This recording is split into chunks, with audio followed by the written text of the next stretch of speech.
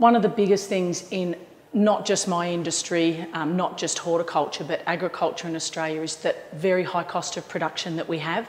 So we need to find ways to uptake the new innovations, the new technologies, to gain some efficiencies in that. So, if we look at things such as the robotic tractor, that has the potential to allow, huge savings across that.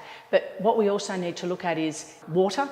It's one of the biggest costs especially to horticulture. So how do we make that more efficient? Is it the sensors? Is it, having a much better understanding of what the plant needs to grow to produce the optimum fruit? There's increasing the amount of quality that comes out of every bin. So if you look at a bin of citrus, there's 19 potential cartons, but at the moment we're only getting 8 or 9 into an export market. So how do we use innovation to really address those issues? And some of the things, that we've seen over this week, the ability to know what your crop load is, to know what the size profile of your fruit will be. They're just, all in a line to help us increase productivity, to use those efficiencies, and of course increasing productivity and efficiencies increases profitability.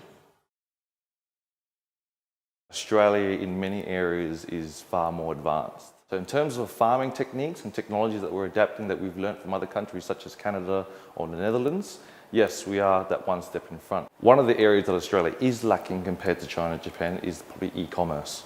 China and Japan have it hands down, especially China. There's such a huge potential for Australia to learn from these two countries about how to develop the e-commerce market and implement that with on-farm practices and delivering a fresher and better product to the consumer.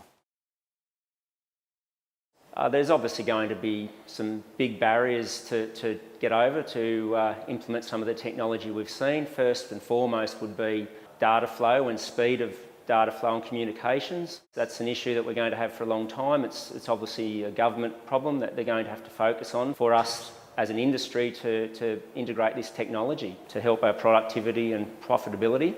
Another issue that I see is the actual who's going to fix it when it breaks. That's a big problem now with some of the technology we've got, and that's not going to get any easier with what we're seeing over here. And I think fast, reliable internet and access to GPS and satellites is very much a challenge to those certainly living in regional areas who are not close to large centres. And there's a lot of work going on in the background with that, and I just think it's a great thing that there are some companies coming forward doing that. There's a lot of potential in the agribusiness to bring in technologies like UAV and autonomous vehicles. And that's going to help, the broadacre farmer manage the crop better, manage and measure biomass, increase productivity, increase forecasting, and overall have better crop management. Specifically to my industry, augmented reality is a fairly young technology that can be introduced into warehouse management. It's going to help induct new employees to better comply with OH&S.